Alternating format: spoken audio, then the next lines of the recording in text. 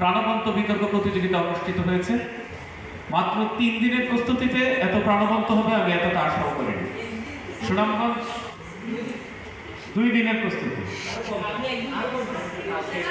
আচ্ছা, যাই হোক, আমি 3 দিন আগে তোমাদের অবগত করা হয়েছে। তোমরা প্রস্তুতির জন্য হয়তো 1 দিন বা 2 দিন পূর্ণাঙ্গ সময় পেয়েছে।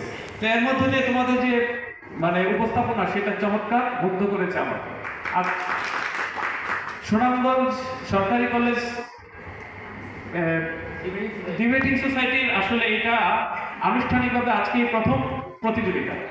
আমরা পরবর্তী সময়ে, এটা হচ্ছে বিজয় দিবসকে সামনে রেখে আমরা প্রতিযোগিতাটা করেছি, কিন্তু আমরা পরবর্তী সময়ে জাতীয় প্রত্যেকটা দিবসেই আমরা এই ধরনের আয়োজন করব এবং আন্তঃবিভাগ একটি বিতর্ক প্রতিযোগিতা দীর্ঘদিন ধরে আমরা পরিকল্পনা করছি, এটা বাস্তবায়নের দিকে আমরা যাচ্ছি। সুনামগঞ্জ সরকারি কলেজে 10টি বিভাগ আছে, 10টি বিভাগের মধ্যে একটি প্রতিযোগিতা হবে। পরবর্তী সময় উচ্চ মাধ্যমিক শ্রেণীর যে গ্রুপগুলো আছে, প্রত্যেকটা গ্রুপের মধ্যে হয়তো 2টা করে দল করে আমরা এরকম 6টা দলের মধ্যে আমরা একটা বিতর্ক প্রতিযোগিতা করব। তো আশা করি সেই প্রতিযোগিতাটি উৎসবে রূপান্তরিত হবে। আজকের প্রতিযোগিতার বিষয়বস্তু সম্পর্কে তোমাদের আমি একটু বলি। এটা আসলে এক ধরনের, প্রত্যেকটা ইন্টারনাল যে প্রতিযোগিতা আমরা করব, এগুলো প্রতিযোগিতার চাইতে শেখার প্রক্রিয়াটাই আমাদের কাছে বড়। আমরা আসলে শিখবো, প্রত্যেকটা প্রতিযোগিতার মধ্য থেকে আমরা নিজেদের ডেভেলপ করব, কিছু না কিছু শিখবো। তো সেই দিক থেকে তোমাদের যেই কিছু শেখবার বিষয় আছে, সেই বিষয়গুলো আমি একটু ফোকাস করতে চাই। আমাদের স্ক্রিপ্ট আমরা ব্যবহার করবো বিতর্কের মধ্যে। সেই স্ক্রিপ্ট ম্যানেজমেন্ট আলাদা একটা টার্ম আছে, সেটা আমাদের মাথায় রাখতে হবে। স্ক্রিপ্টগুলো কীভাবে ম্যানেজ করতে হয়। স্ক্রিপ্ট আসলে কতগুলো পয়েন্ট থাকবে সেখানে বিস্তৃত বক্তৃতা থাকবে না। আর আমি যখন এখানে স্ক্রিপ্টটা রাখবো, এমনভাবে রাখবো যেন আমি সহজেই চোখকে ওই দিকে নিলে আমি পয়েন্ট দেখতে পাই, যাতে আমার বিতর্কের যে একটা ধারাবাহিকতা, সেটা যাতে নষ্ট না হয়। একটা শব্দ আমাকে মনে করিয়ে দিবে 1 মিনিটের কথা, কিন্তু 1 মিনিটের কথা আমি 2 পৃষ্ঠায় লিখবো, তাহলে আমি সেই ভালো বিতার্কিক হতে পারবো না। একটা শব্দের মধ্য দিয়ে, একটা তথ্যের মধ্য দিয়ে আমি 1 মিনিট, আধা মিনিট কথা বলার মতো যোগ্যতা রাখবো। এবং আমি এমনভাবে স্ক্রিপ্টের দিকে তাকাবো, চোখের ব্যবহার, আই কন্ট্যাক্ট, কেউ বুঝবে না যে আমি স্ক্রিপ্টের দিকে তাকাচ্ছি। সবাই ভাববে, আমরা স্বাভাবিকভাবে যখন একদিকে তাকাই, আমাদের চোখ কিন্তু আসলে ভাষা প্রকাশের একটা গুরুত্বপূর্ণ মাধ্যম। আমরা চোখকে কিন্তু একদিকে আমরা ফোকাস করি না, আমরা এমনিতেই স্বাভাবিকভাবে চোখকে একটু এদিক সেদিক নেই। সেই এদিক সেদিকের মাঝখানে আমরা আমাদের স্ক্রিপ্টটা দেখে নেব। অর্থাৎ এটা আমাদের কাছে এরকম মনে হবে, যেমন গান যারা করে, গানের মধ্যে শুনে যখন অনেক লম্বা টান দেয়, সেইখানে একটা চুরির ব্যাপার থাকে। শিল্পের ভাষায় সেটাকে বলা হয় চুরি। অর্থাৎ তিনি মাঝখানে নিঃশ্বাস নিচ্ছেন, কিন্তু সেই নিঃশ্বাসটার মধ্যেও তিনি সুরকে বেঁধে রাখছেন, ফলে অন্যরা মনে করবে এই নিঃশ্বাসটা সুরেরই অংশ বা আবেগের অংশ। আবৃত্তির মধ্যেও আমরা এই কাজ করি, আমরা ফাঁকে নিঃশ্বাস নেওয়ার সময় সেটাকে আবৃত্তির আবেগের সাথে এমনভাবে মিলিয়ে দিই, মনে হচ্ছে এটা আমার আবৃত্তিরই একটা অংশ। ঠিক তাই আমার আই কন্ট্যাক্টটাকে আমি যখন স্ক্রিপ্টের দিকে নেব, আমার দর্শক, অডিয়েন্স মনে করবে, বিচারক মনে করবে যে আমি আসলে স্বাভাবিকভাবে সহজাত প্রকৃতি থেকে আমার চোখকে বিশ্রাম দেওয়ার জন্য আমি ওইদিকে নিচ্ছি। এই টেকনিকটা আমাদের অভ্যাসের মধ্য দিয়ে আসলে আত্মস্থ করতে হবে। বিষয়বস্তু নিয়ে একটু কথা বলি। তোমাদের উচ্চারণ আজকে ভালো ছিল। আমাদের ভয় করে এই সুনামগঞ্জ অঞ্চলের অনেকের আঞ্চলিকতার প্রভাব থাকে আমাদের উচ্চারণের মধ্যে। আজকে তোমরা সেটা অনেকটাই অতিক্রম করতে পেরেছো, এটা অনেক ভালো একটা দিক। তবে আই কন্ট্যাক্টের ব্যাপারটা তোমাদের দক্ষতাটা অর্জিত হয় না। তোমরা অনেকেই, আমি খেয়াল করেছি, ভালো বক্তৃতা দিয়েছে, কিন্তু তাদের আমি ভালো নম্বর দিইনি। অনেকের দর্শকের বিচারে অনেকের বক্তৃতা অনেক ভালো হয় না, কিন্তু তাকে আমি নম্বর দিয়েছি ভালো, কারণ আমি খেয়াল করেছি তার মধ্যে অনেক সহজাত সাবলীল ব্যাপার ছিল। আর অনেকে স্ক্রিপ্টের দিকে এত বেশি ফোকাস করেছে যেটা আসলে কৃত্রিমতা মনে হয়েছে। এই ব্যাপারটা কিন্তু খেয়াল রাখতে হবে। বিষয়বস্তু নিয়ে বলি এবার আমাদের। ডিজিটাল মাধ্যমে আসলে শুধু বিজয় দিবসের তাৎপর্য কেন, যে কোনো বিষয়, যে কোনো আবেগকে ডিজিটাল মাধ্যমে দ্রুত সঞ্চারিত করা যায়। কিন্তু একটা বিষয় আছে, আবেগ সঞ্চারিত করা আর আবেগের গভীরতা দুটো কিন্তু আলাদা ব্যাপার।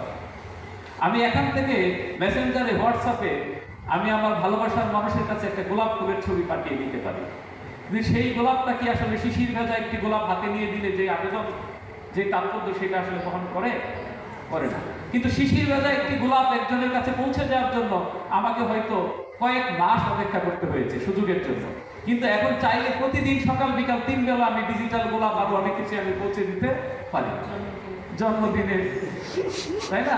আমি এমনও দেখেছি এই ডিজিটাল মাধ্যম মানুষকে অনেক বেশি ফাস্ট মোডের মধ্যে নিয়ে যায়।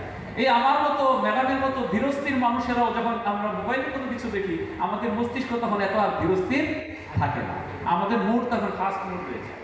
এই জন্য আমি লক্ষ্য করেছি অনেকের দুঃসংবাদ, মৃত্যুর খবর অথবা কোনো কষ্টের খবর আমরা যখন ফেসবুকে লিখি, আমি খেয়াল করি ওখানেও মোটামুটি 10% লাইক করে। মৃত্যুর খবরে তো লাইক দেওয়ার কথা না, লাভ দেওয়ার কথা না। তার মানে ওনার মৃত্যুতে উনি কি খুশি হয়েছে না? তার মানে ওনার মানে স্ক্রলিং এর মুড এত ফাস্ট ছিল, এই খবরটা যে আসলে কি ছিল সেটা দেখবার মতো মানসিকতা ছিল না। ফলে আমাদের মুক্তিযুদ্ধের গান, মুক্তিযুদ্ধের আবেগ, মুক্তিযুদ্ধকে নিয়ে আমি প্রতি বছরই মাঝে মাঝে লিখি। আমি খেয়াল করি তাদের কমেন্টগুলো পড়লে বুঝতে পারি এই গভীর বড় লেখাটা উনি আসলে পরে কমেন্ট করেন নাই। কমেন্ট দেখে কিন্তু বোঝা যায় উনি কি করেছেন নাকি করেন। আর আমি যখন আমার এই বিবাহ বার্ষিকী, জন্মদিন এইসব নিয়ে যখন দিই, ওইটা আমি খেয়াল করি ওইটার মধ্যে লাইক কমেন্টগুলো যথার্থই পড়ে, ওইটা ওনারা পড়েন।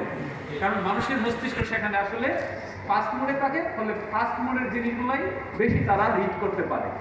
একটু স্লো মোডের যে জিনিস চিন্তা করতে হবে, অ্যানালিটিক্যাল এবিলিটিকে কাজে লাগাতে হবে, সেই জায়গাটা আসলে ওখানে কাজ করে না। তাহলে কথা হলো এই ডিজিটাল প্ল্যাটফর্ম এবং আমাদের প্রচলিত যে মাধ্যম, মানুষের আবেগ, এই উভয়ের সমন্বয়েই আসলে আমাদের মুক্তিযুদ্ধের চেতনা, আমাদের বিজয় দিবসের তাৎপর্য, সেগুলোকে আমাদের প্রচার প্রসারের দিকে অগ্রসর হতে হবে। নির্দিষ্ট একটি মাধ্যম সেখানে যথার্থ নয়। আমরা কলেজে ধরা যাক আমরা বিজয় দিবসে বড় একটি আবৃত্তির বা সাংস্কৃতিক আয়োজন করব, গান থাকবে, আবৃত্তি থাকবে, সেখানে নাচ থাকবে, কিন্তু সেটার প্রচারটা আগের দিন, 3 দিন 5 দিন আগে থেকে কিন্তু ডিজিটাল মাধ্যমেই করবো আমি। সেটা কিন্তু ঘরে ঘরে গিয়ে আমি বলে আসবো না।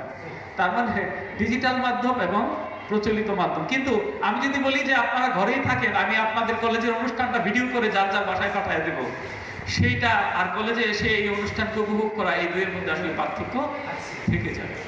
তার মানে এই দুইয়ের সমন্বয়েই আমাদের আবেগকে প্রকাশ করতে হবে। বিজ্ঞান দিয়েছে ব্যাগ, কেড়ে দিয়েছে আবেগ বলা হয়। তবে বিজ্ঞানের আবিষ্কারকেও আবেগ প্রকাশের মাধ্যম আমরা করতে পারি। সেই আবেগ যেন কৃত্রিম না হয়ে ওঠে। আমরা আজকাল কৃত্রিম হয়ে উঠেছি, এটাই হচ্ছে আমাদের সবচেয়ে বড় দীনতা। প্লেটুর আদর্শ রাষ্ট্রের মধ্যে একটা গুরুত্বপূর্ণ কথা বলে গিয়েছিলেন, সেটা আমাদের শুধু ডিজিটাল মাধ্যম না, সর্বক্ষেত্রে প্রযোজ্য। তিনি বলেছিলেন যে পৃথিবী যত বেশি অগ্রসর হবে, দুইটা জিনিস বেশি বেশি ঘটবে। একটা জিনিস হচ্ছে মানুষ ভূমি থেকে বেশি দূরে সরে যাবে। এই ভূমি থেকে সরে যাওয়ার অর্থ কি? আমাদের আদিম যে কৃষিজীবী, ভূমির কাছাকাছি থাকা মানুষ, সেই মানুষ এখন শিল্পের জগতে, পুঁজিবাদের উৎপাদনের মধ্যে চলে আসছে। এবং আমরা বহুতল ভবন নির্মাণ করে যে মানুষ মাটির কাছাকাছি থাকতো, সে এখন 20 তলার উপরে যখন বসবাস করে, মাটি থেকে সে আসলে দূরেই। তো তিনি বলেছেন মাটি থেকে যে যত দূরে যাবে তার হৃদয় তত শক্ত হবে। আরেকটা কথা বলেছিলেন, আমরা বিজ্ঞান প্রযুক্তির একটা চূড়ান্ত লক্ষ্যের দিকে যাব, সেখানে মেইন উদ্দেশ্য হবে আমাদের জীবনের জন্য সুখের উপকরণ তৈরি করব। কিন্তু তিনি বলেছিলেন এই সুখের উপকরণের নিচে সবচেয়ে দুঃখী মানুষগুলো বসবাস করবে। আসলেই তাই, 100 বছর আগে সুখের এত উপকরণ ছিল না, কিন্তু মানুষগুলো অনেক সুখী ছিল। আর সুখের উপকরণ আমরা বানিয়ে বানিয়ে আসলে নিজের জীবনের দুঃখকে ডেকে আনছি। এই যে মোবাইল ফোন, তথ্য প্রযুক্তি প্রতিদিন কত মানুষের হৃদয় ভাঙবে, সেটা যাদের ভাঙবে তারাই জানে। কিন্তু এইটাকেই কাজে লাগিয়ে আবার আমরা কত ভালোবাসার, কত মানুষকে কত কিছু নিবেদন করি, প্রশান্তি খোঁজার চেষ্টা করি, কিন্তু এটাই কিন্তু আমাদের হৃদয়কে আবার ভাঙিয়ে। তাহলে সুখের উপকরণ কিন্তু আমাদের জীবনে দুঃখকেও নিয়ে আসে, দাওয়াত করে। তো আমাদের সবার জীবন সুখের হোক, ডিজিটাল মাধ্যম হোক আর যেইটাই হোক, আমরা সবটাকে ভালোভাবে ইতিবাচকভাবে কাজে লাগাই। আমি এখন অনুরোধ করবো আমাদের আজকের অনুষ্ঠানের, যদি অডিয়েন্স আমাদের খুব কম, কিন্তু যারা আছে তারা সবাই খাঁটি মানুষ। কারণ এই বেলায় খেয়ে না খেয়ে তারা টিকে আছে, বসে আছে, তারা আপনার দুটা কথা শুনবে। আমি আমাদের অনুষ্ঠানের প্রধান অতিথি বাংলা বিভাগের অধ্যাপক প্রফেসর ডক্টর রুকসানা পারভীন চৌধুরীকে সংক্ষিপ্ত আকার কিছু বলার জন্য অনুরোধ করছি।